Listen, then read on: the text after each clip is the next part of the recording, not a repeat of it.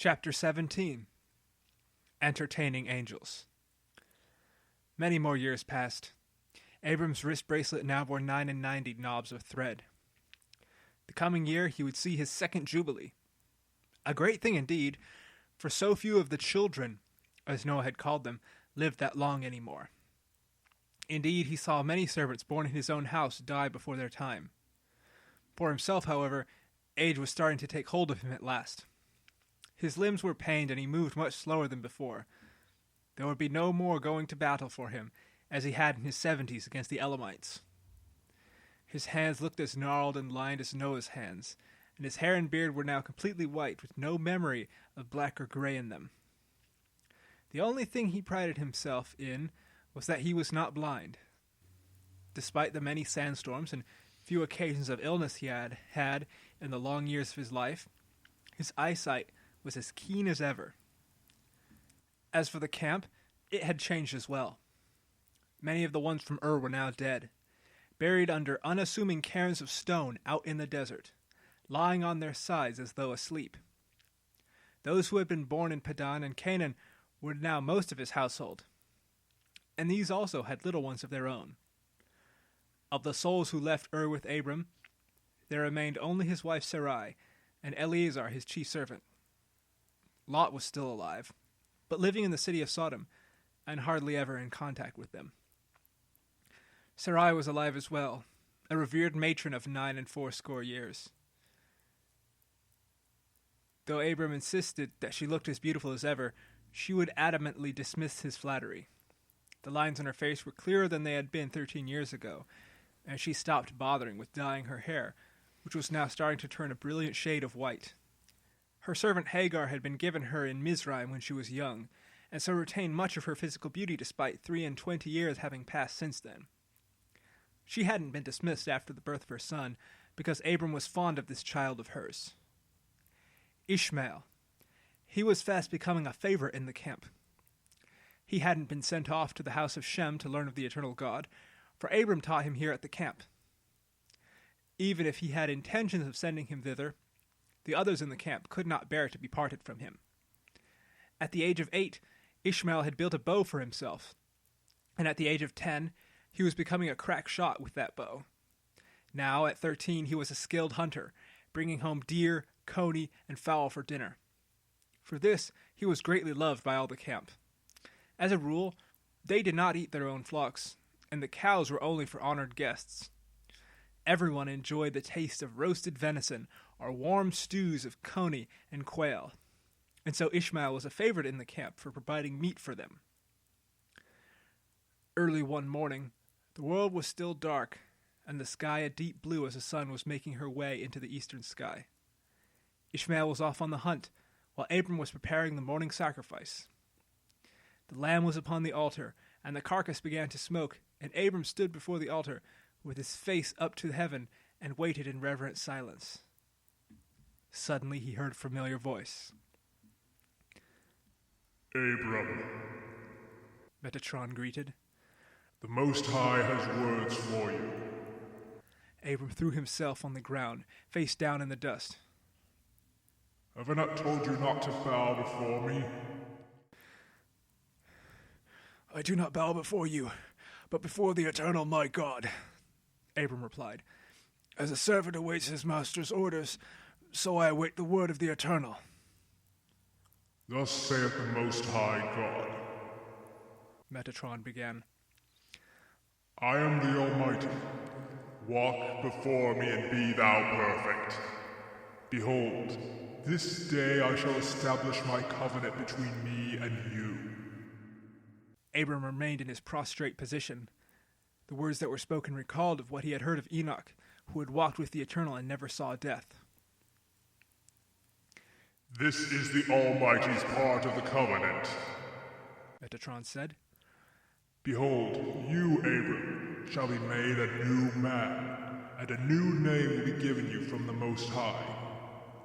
No longer shall you call yourself Abram, named for the father of your mother, but you shall call yourself Abraham, for the Almighty has made you the father of many nations, and shall increase your seed and kings shall come from your descent.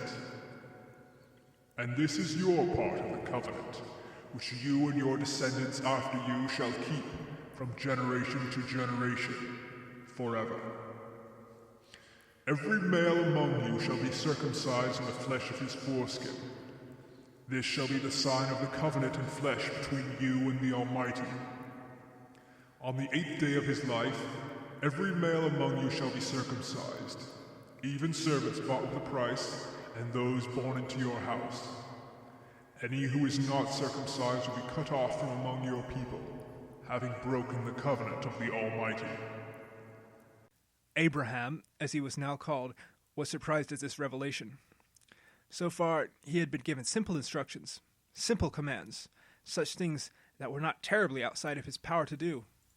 Now, however, he was to mar his most precious member at the command of the Eternal. He was worried, for into his mind came all the thoughts and doubts which usually accompanied such great commands.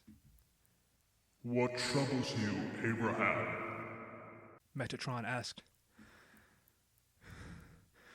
If I do this, Abraham asked, his face still upon the ground, will it not separate me from the rest of the world?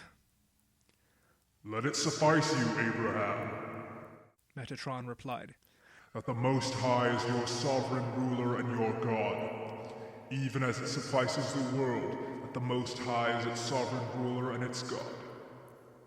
But there is more yet for you to heed. Your wife is part of this covenant as well. Though she and your maidservants shall not be circumcised, she also shall be given a new name. No more shall you call her name Sarai, after the mockery she suffered on account of her barrenness.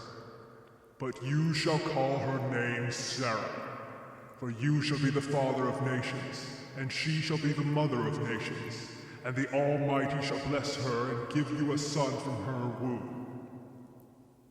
Abraham laughed, his breath pushing the dust of the ground aside from his lips. Do you doubt the Most High, Abraham? Metatron asked. For all these years you have believed that he shall give you seed. Shall you mar your righteousness with doubt even now? I'm almost 100 years old, Abraham replied, lifting his head to face the angel. My wife Sarah, is almost 90. Shall we truly have a child in our old age? Oh, that Ishmael could live in the presence of the Eternal and be the son of promise. The Almighty will bless Ishmael for your sake, Abraham, Metatron replied. He shall be fruitful and have many descendants. He will be the father of 12 kings, and he shall be a great nation. But your wife Sarah will bear you a son, and because you have laughed at this, you shall call his name Isaac. It is he with whom the Most High will establish his covenant. With that, there was a burst of fire, and the angel had departed from Abraham once again. As soon as he returned to camp, Abraham sought out Eleazar, and told him to do 2 things. First, he was to pass along to the other servants that the lord and lady of the camp were now to be called Abraham and Sarai. Once this was done, his second task was to summon Mamre the Amorite and his 2 brothers. Abraham was concerned about this task that the Eternal had put to him, and wanted the advice of those he considered his peers. It took only 2 days for the message to reach the Amorites, and for the 3 chieftains to arrive in Abraham's camp. They were now old men, having lived together in alliance with the Hebrew camp for almost 25 years. Their beards were long and gray, and some of them were missing teeth. Mamre had gone blind in one eye and wore a cloth wrapped over that part of his face. After providing them with food, some of the meat that Ishmael had brought in, as well as the usual fare, Abraham broke to them his new name and the command that the Eternal God had given him. Both Eshcol and Honor seemed perplexed by this, and one of them coughed as though he had choked on his food. Your God asked you to do what? Honor asked. Circumcise the foreskin of my manhood, Abraham replied. Mamre shrugged. It's not much different than scarring your body in memory of the dead. It is very different indeed, Anna retorted. You're almost 100 years old now, and you're taking a knife to your manhood?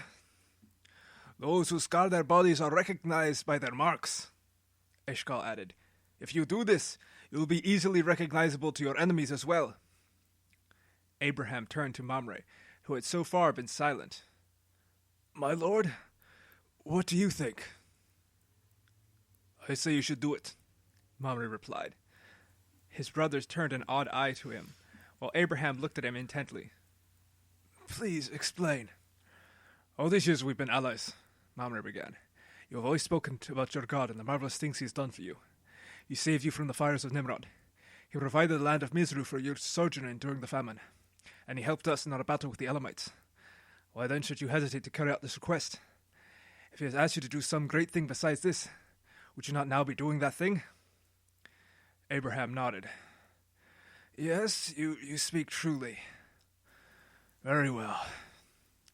I shall do as the Eternal commands me. You will inflict such great pain upon yourself? Honor exclaimed. I fear because of this we may never see you again. He may yet survive, Mamre added as he and his brothers arose. Perhaps, Eshkol stated, but he will be sore for many days. After the Amorites departed, Abraham called all his male servants together and told them what was to happen. That he and all the male servants in his house were to be circumcised. He told them that the Eternal God had given this command to him, and that any who refused were to be removed from the camp. He added also that he would give freedom to each of his servants who refused to be circumcised. But that was hardly necessary. Only a small handful refused to do this, and were dismissed accordingly. The lion's share had made their decision to follow Abraham, and would not leave him now for anything. So it was that the circumcision took place that day, in broad daylight, before all the camp. Abraham removed his tunic and hiked up the skirts of his robe. At his side, Eleazar had sharpened his master's bronze knife and gave it to him at his command. Then Abraham took the knife in one hand and his member in the other, and performed the deed as quickly as possible. The pain was indeed great, and Abraham was wincing and pressing his knees together after he had done so, but composed himself as best he could, and commanded that the others begin to do likewise. Eleazar was first to do this, and took a small knife and followed his master's example. One by one, the other servants began to circumcise themselves as well. Only Hagar was reluctant to have Ishmael circumcised. In her mind, the people of Mizraim were no less noble and great for being uncircumcised, and therefore there was no need at all for her son to go through with this. But Abraham insisted that Ishmael be included in the circumcision, for he was his son as well as hers, and he would not have him cast out from the camp. To his surprise, Sarah interceded on his behalf in this case. You submitted yourself into my service, Hagar, she reminded her. That means your son is my property, as well as the son of his father. He can do with him as he pleases. Hagar reluctantly submitted Ishmael to be circumcised, though she made no secret that she was against it. To allay her fears, Abraham offered to do the circumcision himself. If any hand should be loving and caring in the giving of such pain, it would be the hand of his father. True to the Amorite lord's prediction, the act hurt them sore for 3 long days. During that time, the men of the camp were in great pain and could do very little for themselves. As such, many of the women took over some of the duties of the camp while the men recovered. Eleazar, despite his own soreness, refused to abandon his work, and so forced his way through the pain to serve Abraham throughout this time. The third day dawned hotter than usual in the outskirts of Shechem. With Eleazar's help, Abraham performed the morning sacrifice before returning to the camp. The heat was stifling, but soothed his pain, so he had Eleazar tie back the doors of the tent while he sat down and let the heat soothe his aching flesh. For several moments he remained there, gently rocking back and forth with his eyes closed and quietly moaning through the pain. Then he opened his eyes and saw 3 figures walking towards the camp from the north. Taking up his staff, he rose up from his seat and made his way out to meet them. He approached the 3 men, coming close enough that he could discern their faces clearly. There were 3 men clothed in the garb of the desert. So ordinary was their clothing that, had Abraham seen them at market, he might have passed them by without a second thought. The one on the left was tall and bore a thick, long beard. The one on the right was the shortest and youngest one, and had no beard upon his face. But it was the one in the middle who made Abraham's knees quake with fear. He was also tall, with a short beard upon his chin, and a likeness that which Abraham recalled upon the face of Melchizedek. "Greetings, my lords," Abraham said to them, raising his right hand up to greet them. "Where are you bound?" "We are going to the cities of the plain," the one in the middle said.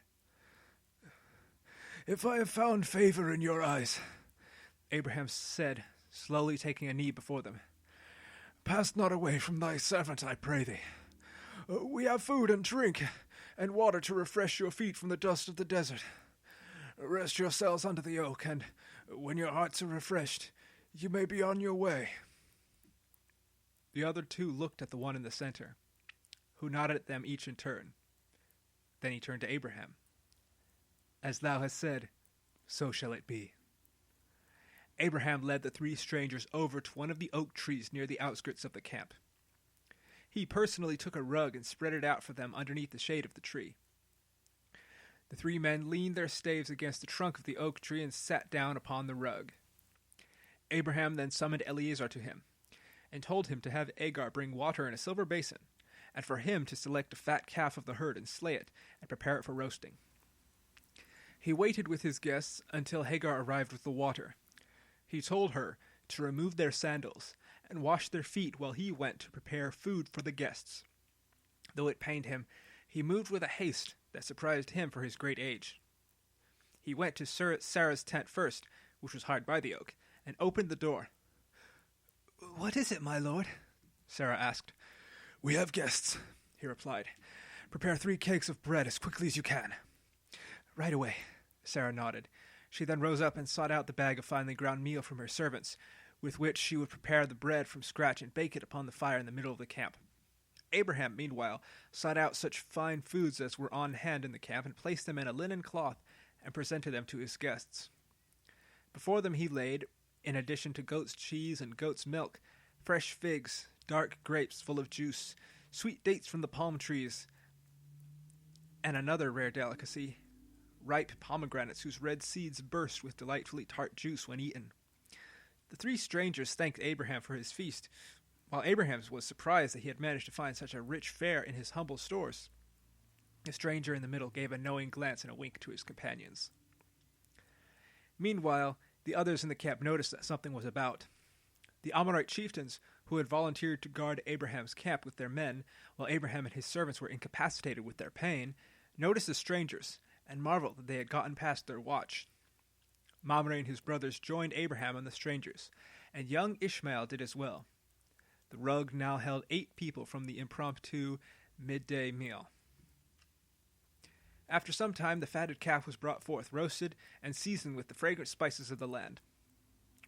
Abraham cut 3 choice pieces off the calf and laid them on silver platters before his guests. The Amorites began to dive into their portions, but Abraham called them to halt as he thanked the eternal God for the blessing of the food.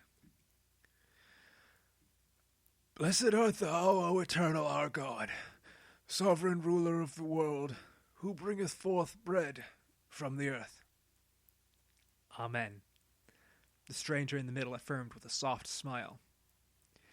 After Abraham had given the blessing, he gave them the go-ahead gesture to dig into their plates. The ones on the outer sides looked at their companion in the middle, who nodded at them. Each one of them drew from their belts a small knife with which they cut portions of the meat and ate in pieces. As they ate, Abraham praised in his heart the haste and skill of Eliezer. A servant without peer he was. They drank also from the skins of goat's milk as they ate. The Amorite chieftains belched loudly, as was their custom, and Abraham and Ishmael did likewise. As they were guests, and under the customs of the people of this land, the strangers each belched one after the other. The strangers on the right and left continued eating, while the one in the middle looked up at Abraham. "Where is Sarah, thy wife?" he asked. "Behold, she is in the tent," Abraham answered, gesturing to the tent behind him. "She is no doubt preparing the bread for us. She will join us shortly." The one in the middle took the knife with which he had been eating and cleaned it off with his hand. He then turned to the oak tree behind them and drove the knife into the ground just below one of the large roots of the tree.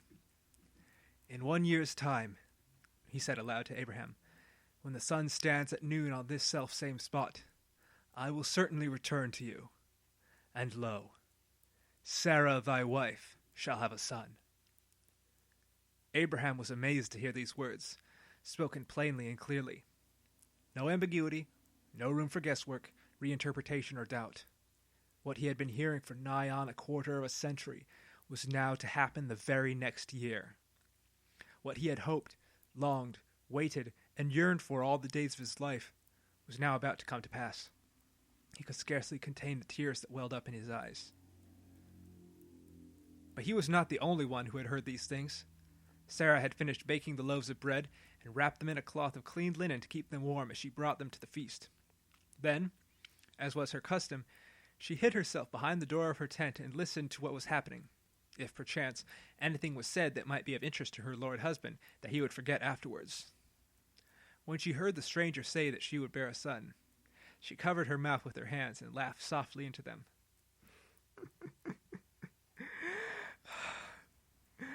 "I am an old woman," she sighed softly to herself. "My womb is dried up and my breasts have shriveled from age. Even if it were possible to conceive, my lord is old and withered. Shall I indeed know the pleasures of my marriage bed, even after I am waxed old?" Just then she heard Abraham's voice calling for her, and remembered that she had yet the bread with her. She left the tent and approached the feast, the loaves in hand. She bowed respectfully to each of the 3 guests, then knelt to place the bread in the midst of them. "Wherefore did Sarah laugh?" the stranger in the middle asked. "You must be mistaken, my lord," Sarah replied, her eyes welling up in surprise at his words. "I laughed not." "But you did laugh," the bearded one on the left spoke. "You said, 'Shall I indeed bear a child, though I am old?'" "Is the Most High too old to do wonders?" the clean-faced one on the right asked. "Or is anything too hard for the Almighty?" Sarah's hands were shaking now, for she discerned that these were not normal guests, but had heard her words even from the other side of the tent wall, though she had spoken them in soft whispers. "At the time appointed," the one in the middle said to Sarah, holding her in the intense gaze of his dark eyes, "I will return unto thee, and you shall have a son." Sarah could not hold his glance much longer, but found herself flushing red with embarrassment. "No, my lord, I laughed not." "Nay," he replied, "but thou didst laugh." With that, Sarah departed back to the tent in shame at her doubtfulness. The others ate their meal in peace, though Abraham was gazing in wide wonder at what had just happened. From his encounters with Metatron, he saw that the angels of the Eternal referred to him as the Almighty, or Most High. Those below called him the Eternal, the God of Abraham, or merely God. Furthermore, that they knew intimately about what Sarah had said, though they shared not the full report of what she had said, stirred wonder in his mind and heart as well. "We must be off soon," the bearded one said. "Thank you for your generosity, Abraham." "Yes, thank you, Abraham," the clean-faced one said. "The Almighty will not forget the kindness you have shown us." With that, the 3 of them rose up, took their staves from the tree, and continued their way southward. But as they were leaving, Abraham felt compelled to follow them, if only out of curiosity. It was not often that such guests came to his camp in broad daylight, and he would have words with them while he yet could. "My lords," Abraham called out to them, tottering after them with his staff in hand, "whither are you going in such a hurry?" The ones on the right and the left continued on their way as though they had heard nothing, but the one in the middle paused and cast his face up to the heavens. "My lord," he said, "shall I hide from Abraham that thing which I shall do? especially since he shall become a great and mighty nation, and all the nations of the earth shall be blessed in him. Surely he will command his children and his household to keep thy ways, and to do justice and righteous judgment, that you may bless him as you have spoken." With that he turned about, with one hand upon his staff and the other upon his breast. He looked at Abraham with his piercing dark brown eyes, and thus spoke. "We are going to the cities of the plain," he began, "because the cry of the wickedness of Sodom and Gomorrah is great, and their sin is very grievous before the Almighty. Therefore I have come down to see whether they have done altogether according to the cry of their wickedness. And if not, I will know." Abraham blanched at these words. Lot was living in the city of Sodom, which was of the cities of the plain. If Eliezer's report could be believed, Sodom and Gomorrah were the worst of the 5 cities of the plain, and then some. Hospitality was outlawed, violence was permitted, gluttony and perversion were commonplace, and charity and justice were foreign in those places. But Lot was still living there, and may very well have, as Abraham hoped, proselytized some of the people to the eternal God. "Wilt thou also destroy the righteous with the wicked?" Abraham asked. "Behold, thou didst make a covenant with Noah, that you would not destroy the world with water. People will say that you sought to evade your oath by destroying cities in some other way. Behold, peradventure there be 50 righteous within the cities of the plain. Wilt thou also destroy and not spare the place for the 50 righteous that are therein? It is not becoming of you to do so, to make the fate of the righteous the same as the wicked. For the people of the earth will say, the Eternal destroys the generations of men in a cruel manner. Behold, thou art the creator and sustainer of heaven and earth. But to sustain the world, justice must be waived. But if justice is to be upheld, the world must be destroyed. For truly didst thou say that the imagination of the heart of man is evil from his youth. Shall not the judge of all the earth do right?" The one looked Abraham in the eyes with an intense glare that brought Abraham down onto his knees. Yet when he spoke, his words were soft and consoling. "You delight in defending my creatures and would not call them guilty," he said. "For this I have spoken with no one save for thee during the 10 generations since Noah. Behold, were I indeed cruel, I would have smote the cities of the plain without your leave. But, seeing as how their land is neighbor with this land of your inheritance, I have determined not to destroy these cities without telling you first. Behold, if I find in Sodom 50 righteous people, I will spare all the cities for their sakes." Abraham looked up at hope at the man. "Behold, I have dared to take upon myself to speak unto the Most High, who would have been turned to dust by the sword of Amraphel, and to ashes by the fires of Nimrod, if not for thy free, unmerited favor. Peradventure, there shall lack 5 of the 50 righteous, for Bela, the smallest of the cities of the plain. Wilt thou destroy all the cities of the plain for the lack of 5? "I will not destroy the cities if I find there 45, he replied. Abraham felt at ease, but then it entered in his mind that the cities of the plain were wicked, sinners before the Eternal exceedingly. What if Lot hadn't been very successful in proselytizing them? What if he hadn't won over 50, or even 45? "Peradventure," he interjected, "there be only 20 righteous in the cities of the plain. Or 30, or even as few as 20. Wilt thou destroy all the cities for only 20? "The cities shall not be destroyed," he replied, "even if there are only 20 righteous found within them." Abraham should have felt at ease. He had covered all the bases. Surely there was plenty of allowance for Lot and his family to escape the fire and live as they had always done. But then again it came into his mind. He had predicated his hope on the possibility of Lot proselytizing to the wicked people of Sodom, taking his uncle Abraham as his example.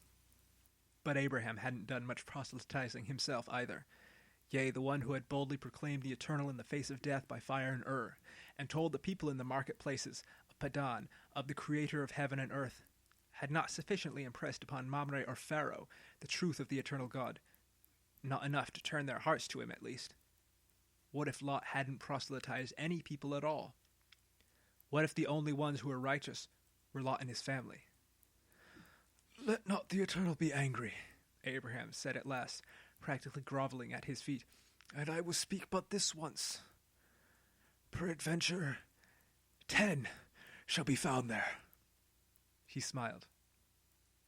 "I will not destroy the cities for 10's sake." With that he disappeared in a blaze of fire and departed. Abraham was stunned at what he had just seen, the hand upon his staff trembling. While he stood there, 2 figures came to him from behind. On his right hand was Sarah, and on his left hand was Eleazar, leading Mamre behind him. My lord! My lord!" Eleazar and Sarah both called out to Abraham. He looked over his shoulder at Sarah, who knelt at his side. "Have we indeed seen the angels of the Eternal?" she asked in a hushed, fearful tones. "In the light of midday?" "I believe so," Abraham nodded. "My lord," Eleazar said from behind his back, "the Amorites are preparing to leave. Lord Mamre wishes to speak to you." Abraham rose up and turned to Mamre, who stood patiently behind him, leaning upon the pommel of his sword as it sat in his sheath upon his belt. "You're leaving?" Abraham asked. "I thought you had decided to remain for at least 7 days. "So it intended," Mamre replied. "But something happened. I don't know what it is, and neither do my brothers. But after those men left, your servant stopped feeling the pain of their circumcision." Abraham gasped, his hand reaching down into his lap in amazement as he suddenly realized that the pain was gone. I suppose I should give you something in payment for your vigilance over my camp," Abraham replied. "No reward is necessary," Mamre said, approaching Abraham. "I only wish to say farewell in person, Abraham." He sighed, hanging his head. "My people have been grateful that in all the years we have been allied, you have not forced us to accept your God contrary to the ways of our fathers." He looked back up at Abraham. "For myself, I cannot help but acknowledge that your God lives and is powerful indeed." "He is indeed," Abraham nodded softly. "The years lay heavily upon our shoulders, old friend," Mamre concluded, "and I fear we shall never see each other's faces again."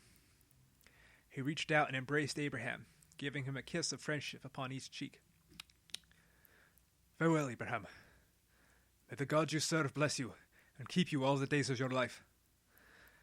"May the Eternal bless you, Mamre, as you have been a blessing to me and my household," Abraham replied. At that moment, an Amorite soldier rode up into the camp, leading Mamre's horse behind him. The old chieftain mounted the horse and rode off into the dust of the wilderness, even as he had appeared into Abraham's life a quarter of a century ago. Neither of them knew this, but this would be one of the final times that the Amorites and the children of Heber would meet in friendship.